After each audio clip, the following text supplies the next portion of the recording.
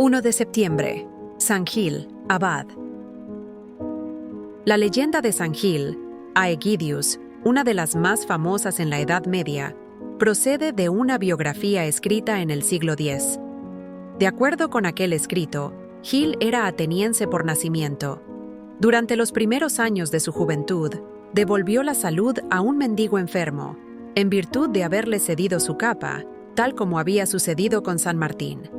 Gil despreciaba los bienes temporales y detestaba el aplauso y las alabanzas de los hombres, que llovieron sobre él, tras la muerte de sus padres, debido a la prodigalidad con que daba limosnas y los milagros que se le atribuían. Para escapar, se embarcó hacia el occidente, llegó a Marsella y luego de pasar 2 años en Arles, junto a San Cesario, se construyó una ermita en mitad de un bosque, cerca de la desembocadura del Ródano. En aquella soledad se alimentaba con la leche de una cierva que acudía con frecuencia y se dejaba ordeñar mansamente por el ermitaño.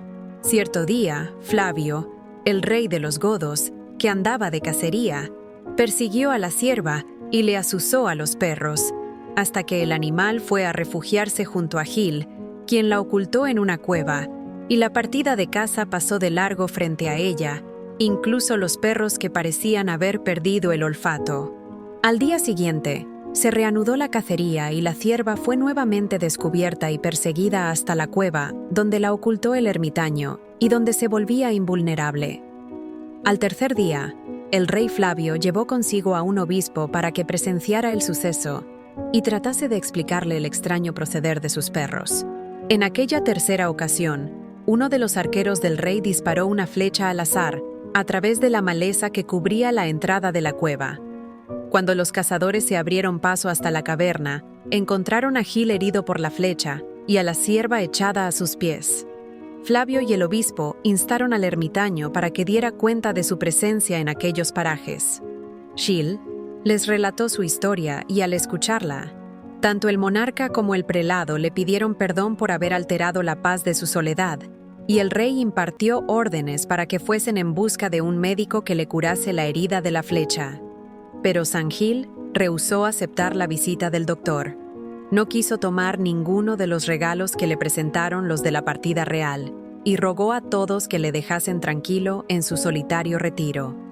El rey Flavio hizo frecuentes visitas a San Gil, y éste acabó por solicitar al monarca que dedicase todas las limosnas y beneficios que le ofrecía a la fundación de un monasterio. Flavio se comprometió a hacerlo, a condición de que Gil fuese el primer abad. A su debido tiempo, el monasterio se levantó cerca de la cueva del ermitaño. Se agrupó una comunidad en torno a Gil, y muy pronto, la reputación de los nuevos monjes y de su abad llegó a oído de Carlos, rey de Francia, a quien los trovadores medievales identificaron con Carlomagno. La corte mandó traer a San Gil, a Orleans, donde se entretuvo largamente con el rey en profunda charla sobre asuntos espirituales. Sin embargo, en el curso de aquellas conversaciones, el monarca cayó una gravísima culpa que había cometido y le pesaba sobre la conciencia.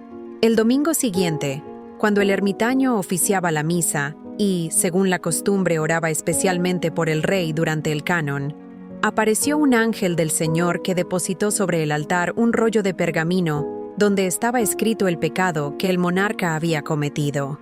En el pergamino se advertía también que aquella culpa sería perdonada por la intercesión de Gil, siempre y cuando el rey hiciese penitencia y se comprometiese a no volver a cometerla.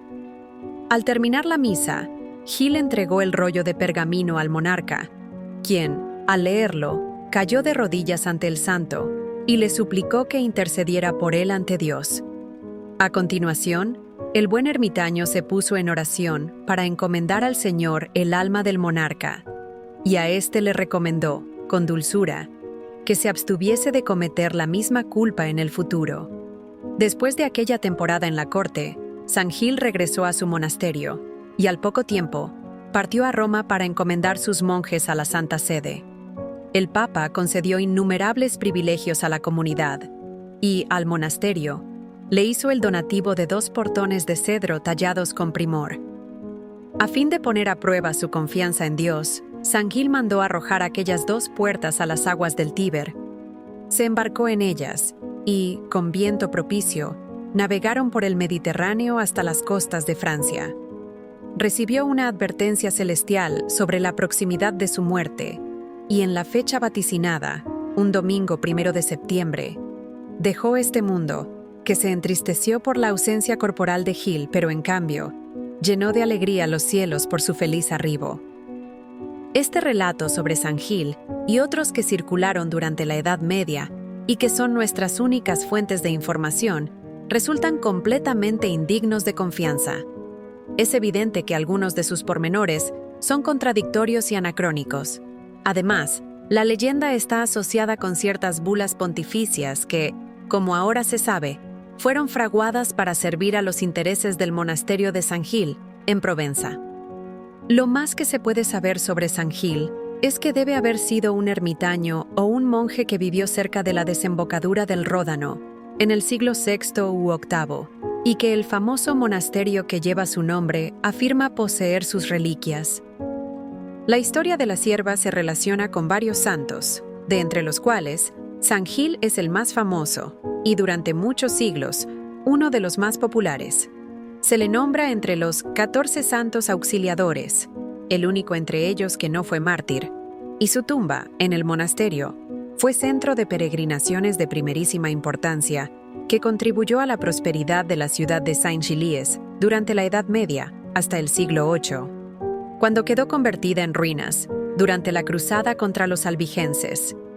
Otros cruzados bautizaron con el nombre de Saint-Gilles a una ciudad, la actual Saint-Gil, que fundaron en los límites de las regiones de Benjamín y Efraín, de manera que su culto se extendió por todo el occidente de Europa.